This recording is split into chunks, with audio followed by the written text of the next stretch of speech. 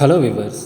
தமிழ்நாடு கிராம ஊராட்சி செயலாளர் 2025க்கு சமீபத்தில் 1483 பணியிடங்களுக்கு 37 மாவட்டத்தில் நோட்டிஃபிகேஷன் அப்படிங்கிறத வெளியிட்டிருந்தாங்க. ஸோ டிஎன்ஆர்டி வெப்சைட் போனோம் அப்படின்னா நம்மளோட சேனல்லே பார்த்திங்கன்னா நிறைய வீடியோஸில் பார்த்துருக்கோம்.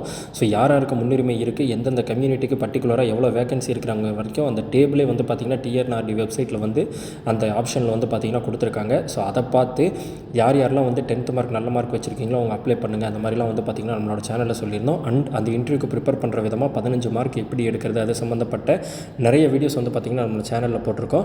அண்ட் இந்த வீடியோவில் மிகவும் முக்கியமான இன்னும் விண்ணப்பிக்க 4 நாட்கள் மட்டுமே இருக்கக்கூடிய சூழ்நிலையில் கண்டிப்பாக நீங்கள் இந்த ஸ்டெப்ஸ் எல்லாம் தெரிஞ்சிருக்கணும். யார் இன்டர்வியூ எடுக்க போகிறாங்க, மாவட்ட ஆட்சியர் தலைமையில் எப்போ அந்த குழு அமைப்பாங்க, யார் அந்த 5 பேர், அது சம்மந்தப்பட்ட முழு அப்டேட் தான் நம்ம இந்த வீடியோவில் பார்க்க போகிறோம். ஸோ இப்போ தான் ஃபஸ்ட்டு டைம் நம்மளோட சேனலில் கிராம ஊராட்சி செயலாளர் சம்மந்தப்பட்ட அப்டேட் பார்க்குறீங்க அப்படின்னா கண்டிப்பாக நம்மளோட சேனலை சப்ஸ்கிரைப் பண்ணிக்கோங்க. அந்த வீடியோவை ஃபுல்லாக ஸ்கிப் பண்ணாமல் பாருங்கள். So first of all high லெவலாக பார்த்துடலாம். So village panchayat secretary selection process அதில் ஃபஸ்ட்டு பார்த்திங்கன்னா notification released. So govt announces village panchayat secretary recruitment. So அதை அனௌன்ஸ் பண்ணிட்டாங்க. ஸோ ஃபஸ்ட்டு இது டிக்கு. ரெண்டாவது online application, candidate submit online application. So online application submit பண்ணுறதுக்கு இன்னும் 4 days பார்த்திங்கன்னா டைம் இருக்குது. அடுத்து தேர்ட் ஸ்டெப் பார்த்திங்கன்னா short listing by marks criteria. Candidate short listed based on qualification marks and rules. இந்த qualification marks and rules இதை பார்த்திங்கன்னா next இருக்கக்கூடிய அந்த ஃப்ளோ சார்ட் நம்ம கிரியேட் பண்ணியிருக்கோம். அதில் டீட்டெயில்டாக பார்ப்போம். அடுத்து 4th ஸ்டெப் பார்த்திங்கன்னா interview call letter. Eligible candidates receive call letter அப்படிங்கிறது பார்த்திங்கன்னா போட்டிருக்காங்க. அதுவும் பார்த்திங்கன்னா டீட்டெயிலாக பார்க்க போகிறோம். யார் அந்த 5 பேர் யாருங்கிறத பார்க்க போகிறோம். Next interview by district selection committee conducted by collector plus officials. So collector தலைமையின் கீழ் அமைக்கப்படக்கூடிய அந்த ஒரு குழு தான் பார்த்திங்கன்னா உங்களை இன்டர்வியூ பண்ணுவாங்க. ஓகேங்களா. Next merit list and certificate verification. So யார் அந்த பாஸ் ஆனாங்களோ அவங்களுக்கெல்லாம் பார்த்திங்கன்னா அந்த 1483 பணியிடங்கள் இருக்குன்னா அந்த 1483 பேர் தேர்ந்தெடுக்கப்பட்ட உங்களுக்கு சர்டிஃபிகேட் வெரிஃபிகேஷன் அப்படிங்கிறது பார்த்திங்கன்னா நடத்துவாங்க. ஸோ இது பார்த்திங்கன்னா ஒரு high level flow chart. Next நம்ம பார்க்க போகிறது பார்த்திங்கன்னா வில்லேஜ் பஞ்சாயத் செக்ரட்டரி. ஸோ இதில் ஒரு 2 ஸ்பெல்லிங் மிஸ்டேக் இருக்கும். நம்ம ஏஐட்ட கேட்டு ரெடி பண்ணோம். பட் இருந்தாலும் 1-2 ஸ்பெல்லிங் மிஸ்டேக் இருக்குது. ஓகேங்களா. கண்டென்ட் நம்ம கொடுத்தது, பட் இதில் இருந்தாலும் நான் புரிகிற மாதிரி சொல்கிறேன். ஸோ இதில் இருக்க தான் பார்த்திங்கன்னா ஒரு ஃப்ளோ சார்ட். இந்த மாதிரி தான் பார்த்திங்கன்னா எக்ஸாம் நடத்துவாங்க. ஸோ நோட்டிஃபிகேஷன் நோட்டிஃபிகேஷன் பார்த்திங்கன்னா ரிலீஸ் ஆயிடுச்சு.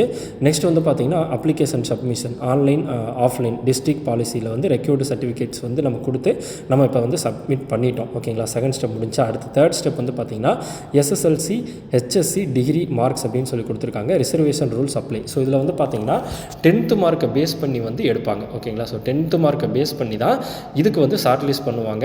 10th மார்க் மட்டும் கிடையாது. அதில் ரிசர்வேஷன் ரூல்ஸ் அப்ளை அப்படின்னா என்ன அர்த்தம்னா அந்த இன சுழற்சி விவரத்தில் அந்த பர்டிகுலர் முன்னுரிமையில் அந்த வேக்கன்சி, இப்போ ஃபார் எக்ஸாம்பிள் ஒரு ஊராட்சி செயலாளர் வேக்கன்சி இருக்குது. அந்த வேக்கன்சி பர்டிகுலராக இப்போ பிசி கம்யூனிட்டின்னு சொல்கிறாங்க. அந்த பிசி கம்யூனிட்டியில் அவர் பிஎஸ்டிஎம் சர்டிஃபிகேட் வச்சுருக்கணும்னோ இல்லை பார்த்திங்கன்னா ஒரு மாற்றுத்திறனாளியாவோ இல்லை ஒரு முன்னாள் ராணுவ வீரர் ப்ளஸ் பிஎஸ்டிஎம் அந்த மாதிரி என்ன ஒரு முன்னுரிமை இருக்கும். கம்யூனிட்டி வேறு, இன சுழற்சி விவரம் வேறு, அதில் இருக்கக்கூடிய முன்னுரிமை வேறு. ஸோ அந்த மாதிரி இருக்கக்கூடிய நபர் ப்ளஸ் அவங்க முதல் 5 மார்க் யார் எடுத்திருக்காங்களோ அந்த மாதிரி அப்ளை பண்ணுறவங்க ஒரு 10 பேரோ 15 பேரோ இருக்கலாம். இல்லைனா 5க்கும் குறைவான நபர்கள் இருந்தாங்கன்னா அந்த சிறப்பு விதி பார்த்திங்கன்னா அப்ளிகபிள் ஆகும் அப்படிங்கிறது பார்த்திங்கன்னா பார்த்தோம். Next call for interview. எப்படி இதுக்கு ப்ராசஸ் பண்ணுவோம்னா யூஸ்வலி 1 வேகன்சிக்கு பார்த்திங்கன்னா 5 கேண்டிடேட்ஸ் அப்படின்னு சொல்லியிருக்காங்க. ஒரு எக்ஸாம்பிளும் கொடுத்துருக்காங்க. ஆல் வேகன்சிஸ் 50 வேகன்சிஸ் 250 கேண்டிடேட்ஸ் அப்படின்னு சொல்லியிருக்காங்க. ஓகேங்களா. அப்போ ஒரு பதவிக்கு 5 பேர் அப்படின்னா இப்போ 1483க்கு கிட்டத்தட்ட 7000க்கும் மேற்பட்டவர்கள் அழைக்கப்படுவாங்க அப்படின்னு சொல்லிட்டு நம்ம ஆல்ரெடி பார்த்துருந்தோம். அண்ட் அதில் இது முக்கியமானது if enough not available all eligible called அப்படின்னு சொல்கிறாங்க. ஸோ அதுக்கு அந்த 5 பேர் இல்லை அப்படின்னா அங்கே அப்ளை பண்ண அத்தனை பேரையும் இன்டர்வியூ கூப்பிடுவாங்க அப்படிங்கிறதையும் போட்டிருக்காங்க. நெக்ஸ்ட் இன்டர்வியூ பேனல் பார்த்திங்கன்னா district collector, assistant director panchayat, district panchayat officer, black development officer அப்படிங்கிறதையும் பார்த்திங்கன்னா பார்த்தோம். நெக்ஸ்ட்டு ஃபைனல் மேட் ஃபார் இது பார்த்திங்கன்னா இதாக இருக்குது. ஸோ என்னென்ன படிக்கணும், அதுக்கு அந்த இன்டர்வியூக்கு என்னென்ன படிக்கணும் அப்படிங்கிறது. ஓகேங்களா. So simple interaction, general awareness, panchayat questions, behaviour, communication, technical high level questions usually not அப்படின்னு சொல்லியிருக்காங்க. டெக்னிக்கலாகவோ ஹை லெவல் கொஸ்டின்ஸோ பார்த்திங்கன்னா அவங்க யூஸ்வலாக கேட்க மாட்டாங்க. பிஹேவியர், கம்யூனிகேஷன் நீங்கள் எந்த மாதிரி அவங்ககிட்ட ரிப்ளை பண்ணுறீங்க, அவங்க கேட்குறதுக்கு நேற்றே நம்ம லாஸ்ட் வீடியோவில் பார்த்துருந்தோம். சைக்கலாஜிக்கலாக நீங்கள் எந்த மாதிரி ஆன்சர் பண்ணுறீங்க. ஒரு கிராம ஊராட்சி செயலாளருக்கு பார்த்திங்கன்னா அவருக்கு ஒரு நெருக்கடி வருது. இப்போ ஸோ சக அதிகாரிகள்ட்ட இருந்தோ இல்லை மேலே இருந்தோ ஒரு நெருக்கடி வருது.